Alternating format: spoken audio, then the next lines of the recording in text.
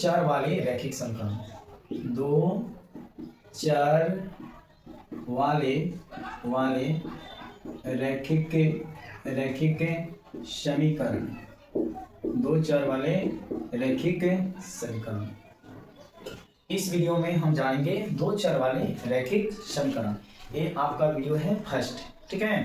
इसमें आपको fully concept बताएंगे, पहले थ्योरी बताएंगे यानी कंसेप्ट बताएंगे, उसके बाद हम लोग एक्सरसाइज चालू करेंगे, ठीक है। तो देखिए, इसमें सबसे पहले आप लोग ध्यान दिया जाए। इसके बात करें तो पेयर ऑफ लीनियर इक्वेशन, यहाँ पे इन लिख देंगे बाबू, इन टू वेरिएबल हिंदी में बोलेंगे इसके दो चर वाले रैखिक समीकरण, दो चर वाले रैखिक समीकरण। यह चैप्टर नंबर कितना है आपका? चैप्टर नंबर है आपका 3। कितना होगा? Chapter number 3। चैप्टर नंबर कितना? देखिए, सबसे पहले कोई भी चीज पढ़ने के पहले आपका एग्जाम सिलेबस क्या है, इसमें से कितने नंबर का आपके क्वेश्चन बिहार बोर्ड में पूछा जाएगा, आइडिया लग जाता है। हमें एक आइडिया लग जाता है कि हमें किस चैप्टर से कितना क्वेश्चन आपके बिहार बोर्ड में पूछा जाता है, तो उन चीजों को हम देखेंगे। लेकिन इससे पहले आप लोग से एक रिक्वेस्ट है कि अगर आप इस चैनल पर हैं तो प्लीज इस चैनल को क्या कर दीजिए, सब्सक्राइब कर दीजिए। क्या कर दीजिए? सब्सक्राइब कर दीजिए। अभी तक आप सब्सक्राइब नहीं किए हैं तो आप लोग क्या कर दीजिए, सब्सक्राइब कर दीजिए और एक लाइक भी कर दीजिए। क्या कर दीजिए? लाइक कर दीजिए। और आपके जितने भी दोस्त हैं उन दोस्तों में क्या कर दीजिए, शेयर कर दीजिए। क्या कर दीजिए? शेयर कीजिए, क्योंकि हम आपको इसमें फुली कंसेप्ट आपको बताएंगे, ठीक है। सबसे पहले हम देखते हैं एग्जाम इसकी पैटर्न क्या है। एग्जाम को अगर देखा जाए, आपके एग्जाम में अगर इस चैप्टर से आपके बिहार बोर्ड एग्जाम जो है उसमें कितना क्वेश्चन पूछा जाता है, तो हम देखेंगे सबसे पहले ऑब्जेक्टिव। क्या देखेंगे? ऑब्जेक्टिव।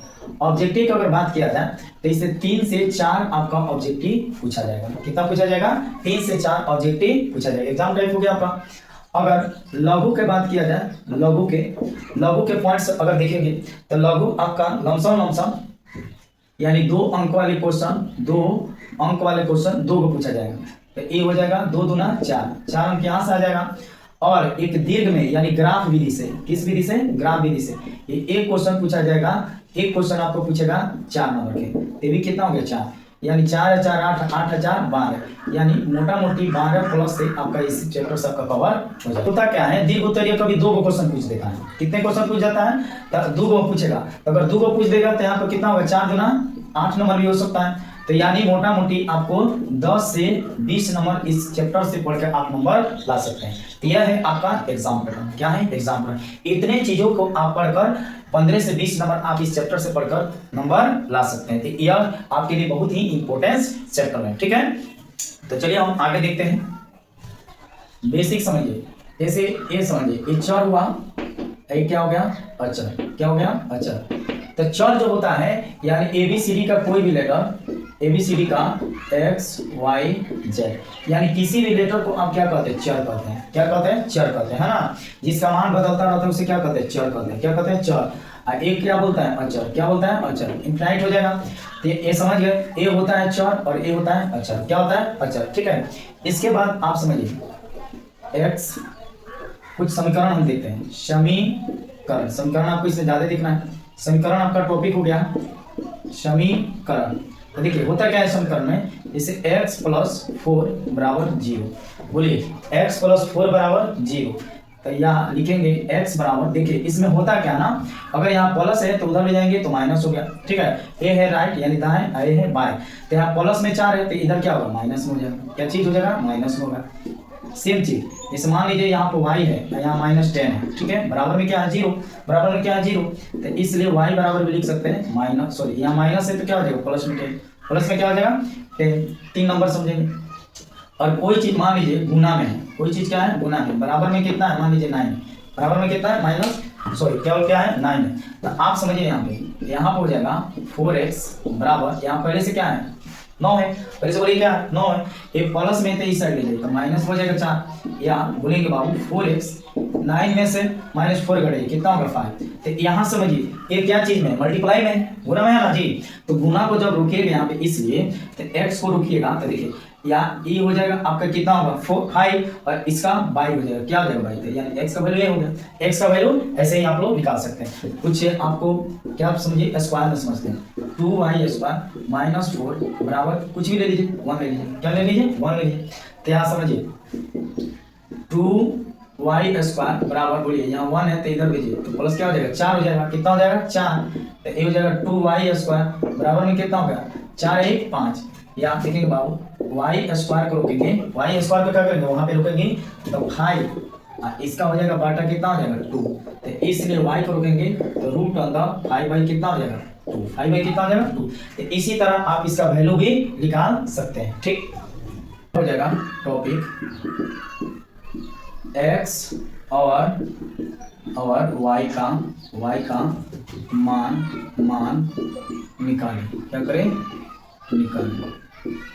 हेडिंग डाला जाए विद्यार्थी लोग, x और y का मान निकालें। जैसे मान लीजिए यदि फर्स्ट ऑफ x बराबर 1, x बराबर कितना दिया 1, यहाँ देखिए 2x प्लस y बराबर में क्या लिखते हैं 4, ठीक है ना।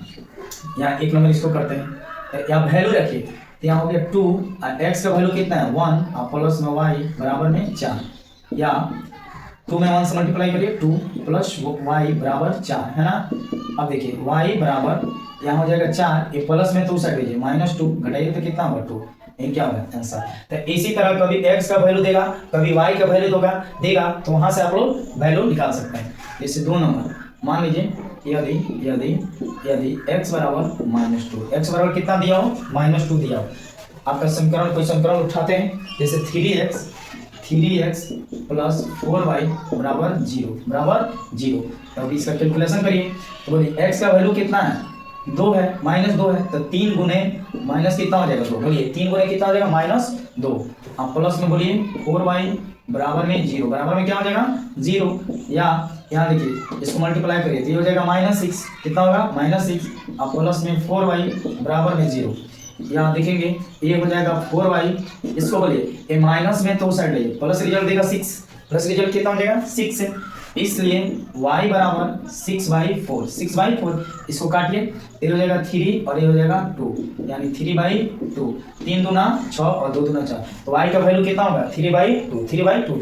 इसी तरह आप बहुत सारे कैलकुलेशन कर सकते हैं x चाहे y का वैल्यू दिया हो। जैसे अब y वाला देख लीजिए, जैसे y बराबर अगर कोई चीज दिया हो -3 दिया हो, माइनस कितना दिया हो 3 दिया हो, तो एक समीकरण कोई भी लेते हैं, जैसे यहाँ पर दिया है 3x माइनस 5y बराबर 0 माइनस 3x माइनस 5y बराबर क्या है 0, तो वैल्यू रखिए 3x माइनस 5 गुने y का वैल्यू कितना है -3, माइनस कितना है 3 बराबर 0 हुआ। अब देखेंगे 3x, बोलिए माइनस माइनस क्या होता है बताया जाए, माइनस प्लस, ये हो जाएगा प्लस, अब 5 3 हो गया 15 बराबर में 0, बराबर में क्या हो गया 0, या 3x बराबर ये माइनस में इस साइड आएगा तो प्लस में हो जाएगा, कितना है प्लस में, तो इसलिए x का वैल्यू रोकिए -15, अब y में कितना हो गया 3, तो 3 बचे 15, यानी कोई चीज का वैल्यू दिया हो x का दिया होगा तो y का वैल्यू निकलेगा, और y का वैल्यू दिया होगा तो x का वैल्यू हम लोग इसी तरह निकाल सकते हैं। का टॉपिक होगा यदि x और y का मान हो तो यही समझिए। जैसे आप समझिएगा बाबू क्वेश्चन नंबर 1 है, x बराबर 1 है, y बराबर 2 है, ठीक है, तो आपको वैल्यू दे दिया जाए, समीकरण दिया जाए 2x प्लस 3y, तो आप क्या करेंगे इसमें वैल्यू पुट किया जाता है, आपको वैल्यू रखना सिखाते हैं। तो x का वैल्यू कितना है 2, x का वैल्यू कितना है 1, तो यहाँ 1 रख दीजिए, 3 y का वैल्यू कितना है 2, ये 2 हो गया, तो बोलिए 2 और प्लस 3 दूना कितना होगा 6, जोड़िएगा तो कितना होगा 8, है ना। इसी तरह क्वेश्चन नंबर 2 समझिए, x बराबर -2 y बराबर 1, तो यहाँ कोई भी एक वैल्यू लीजिए 9x माइनस 3y, क्या रखेंगे 9 और x का वैल्यू कितना है गुने x का वैल्यू क्या बोलेंगे -2 और माइनस इसको देखेंगे, चलिए 9x माइनस 3y में आपको x और y का वैल्यू पुट करना है, यानी रखना है, तो देखिए 9 गुने x का वैल्यू कितना है -2 और ये -3, y का वैल्यू कितना है 1, इसको कैलकुलेशन करिए, माइनस कितना हो जाएगा 18 और माइनस क्या हो जाएगा 3। अब बोलिए यहाँ पे दोनों माइनस में तो क्या होगा ऐड हो जाएगा, तो माइनस क्या हो जाएगा 21। तो इसी तरह अब 3x माइनस 2y बराबर 3x माइनस 2y माइनस 8, ठीक है, y बराबर 3, तो x का वैल्यू आपको ज्ञात करना है। ठीक है, समीकरण है 3x - 2y बराबर -8 और y का वैल्यू 3 है तो x का वैल्यू ज्ञात करिए। तो देखिए यहाँ पर लिखेंगे 3x - 2y -8 माइनस कितना हो जाएगा 8, है ना जी। तो इसमें क्या होगा, अब वैल्यू पुट किया जाए, क्या किया जाए, वैल्यू पुट किया जाए। तो देखिए यहाँ पे y का वैल्यू ना दिया है, x का वैल्यू तो 3x ऐसे ही हो जाएगा -2 गुने y का वैल्यू कितना है बाबू 3, कितना है 3, तो यहाँ पे लिखेंगे 3 और माइनस में कितना हो जाएगा 8, कैलकुलेशन करिए तो हो गया 3x और माइनस कितना हो गया 3 दूना 6 -8, कितना हो गया 8, और करिए 3x बराबर -8, यही बोलिए माइनस में तो इस साइड लीजिएगा तो +6 हो जाएगा, ये हो गया 3x। चलिए इसका कैलकुलेशन करिए -8 और +6 कितना हो जाएगा -2, इसलिए x बराबर क्या होगा -2 और बटा में कितना हो जाएगा 3। इसी तरह अगर x का वैल्यू दिया हो तो y का वैल्यू निकालेंगे और y का वैल्यू दिया हो तो x का वैल्यू 3x + 4y बराबर 10, है ना। x का वैल्यू आपका दिया है -2 तो y का वैल्यू आपसे पूछ रहा है, y का वैल्यू क्या कर रहा है पूछ रहा है, तो पुट किया जाए तो बोलिए 3 गुने x का वैल्यू कितना है -2 और +4y बराबर में 10, बराबर में कितना हो जाएगा 10 हो जाएगा, है ना। तो अब बोलिए ये हो जाएगा -6 और +4y बराबर में हो जाएगा 10, कितना हो जाएगा 10, ये हो गया -6, सॉरी चलिए अब इसको और करिए, आप यहाँ पे +4y रहने दिया जाए, ठीक है, ये हो जाएगा 10, ये माइनस में तो प्लस में y, ये हो गया 6, तो ये हो गया 4y, इसको ऐड करिएगा तो कितना होगा 16, कितना हो जाएगा 16, तो इसलिए y बराबर 16 और बटा में कितना हो गया 4, बटा में कितना हो गया 4, इसको कटाइए, ये हो जाएगा 8, ये हो जाएगा सॉरी तो पूरा कट जाएगा, चलिए तो ये हो जाएगा 16 और बटा में कितना हो गया 4, तो 4 चौका 16, 4 चौका 16, y का वैल्यू कितना आ गया 4। से इसी तरह आप लोग x और y का वैल्यू आप लोग निकाल सकते हैं। अब यहाँ से आपका मेन टॉपिक चालू होता है ना, मेन टॉपिक आपका क्या होता है चालू होता है, दो चर वाला समीकरण या रैखिक समीकरण। देखिए ये होता क्या है a1x + b1y + c1 बराबर में 0, दो चर वाले रैखिक समीकरण का व्यापक रूप आप बोल सकते हैं, इसको व्यापक रूप भी बोल सकते हैं, दो चर वाले रैखिक समीकरण का व्यापक रूप, दो चर वाला रैखिक समीकरण यहाँ पर बोल सकते हैं रैखिक समीकरण। तो देखिए इसका व्यापक रूप होता है a1x + b1y + c बराबर 0, एक और होता है a2x + b2y + c2 बराबर 0, ये आपको याद रखना है, ये आपको क्या करना है याद रखना है, ठीक है जी। a1x + by + c1 बराबर 0, a2x + b2y + c2 बराबर 0, ये आप टॉपिक इसको लिख लेंगे। टॉपिक के पहले सबसे पहले समझिए, चलिए a1 पहले आप जनरल समझिए, a b और c का मान, a और b और c का मान कैसे निकालें। जैसे आपका कोई समीकरण दिया 2x + 3y - 4 बराबर 0, -4 बराबर 0, यहाँ पर समझिए a बराबर कितना हो गया 2, b बराबर इसको बोलते हैं 3 और c बराबर कितना हो गया -4। तो इसी तरह इसका वैल्यू हम लोग निकालते हैं, ठीक है। जनरल 2 जैसे समझिए 3x + 5y बराबर यहाँ समझिए +6 बराबर 0, ये समीकरण 1 हुआ। अब देखिए 9x + 3y - 3 बराबर 0, समीकरण कितना हो 2।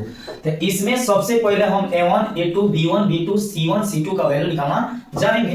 तो समीकरण 1 में a1 का वैल्यू निकालते हैं। देखिए a1 बराबर कितना है 3, a1 बराबर 3, बोलिए b1 बराबर कितना है 5 और c1 बराबर कितना है 6, कितना है 6। इसी तरह यहाँ देखेंगे बाबू a2 बराबर कितना है 9, कितना है 9, b2 बराबर कितना है 3, कितना है 3 और c2 बराबर कितना है c2 बराबर कितना है -3, कितना है 3। इसी तरह a1 का मान 3, b1 का मान 5 और c1 का मान 6, a2 का मान कितना 9, b2 का मान कितना 3 और c2 का मान -3। एक और समीकरण दिखाना है, तो देखिए यहाँ a1 के मान कितना हो जाएगा, देखिए बाबू इसमें कुछ नहीं है तो 1 में मल्टीप्लाई करिएगा x से तो कितना हो जाएगा x होगा, तो 1 होगा कि नहीं a2 चलिए अब b1 का मान देते हैं कि क्या चीज का b1 का दे, b1 का मान कितना है 2, c1 का मान कितना है, c1 का मान क्या है -3। इसी तरह a2 का मान देखिए क्या चीज a2 का मान, a2 का मान कितना होगा 1/2 और b2 का मान कितना हो जाएगा 6 है, और बोलिए C3 का मान कितना हो जाएगा -10। तो इसी तरह आप लोग value A1 A2 B1 B2 C1 C2 का वैल्यू निकाल सकते हैं। ठीक है, एक और चीज आप लोग जैसे देखिए 4 नंबर आपका है 2x - y = 4, है ना। तो ये देखिए ये रैखिक समीकरण में नहीं है, ये रैखिक समीकरण में दो चर वाले रैखिक समीकरण में नहीं है। तो रैखिक समीकरण में लाने के लिए आपको 3x - y और इसको इधर बोलेंगे -4 = 0। ये आपका क्या हुआ, सही हुआ। उसी तरह आपका दूसरा समीकरण हो सकता है √2x - 2y = 5, है ना। तो यहाँ से आप कैसे करेंगे, √2x - 2y - 5 = 0 तो यहाँ से डायरेक्ट आप वैल्यू लिखिए। A1 बराबर कितना हो जाएगा, A1 बराबर 3, B1 बराबर कितना होगा, इसमें कुछ नहीं है तो -1 और C2 का मान कितना है -4, कितना है -4। इसी तरह देखिए A1 का मान कितना हो जाएगा √2, कितना होगा √2, A2 का B2 का मान कितना हो जाएगा। इसी तरह अब B1 में आइए तो A2 का मान कितना हो जाएगा, A2 का मान कितना होगा √2, B2 का मान कितना हो जाएगा -2 और C2 का मान कितना हो जाएगा -5। तो इसी तरह आप वैल्यू इसका निकाल सकते हैं। और एडवांस लेवल में हम लोग चलते हैं।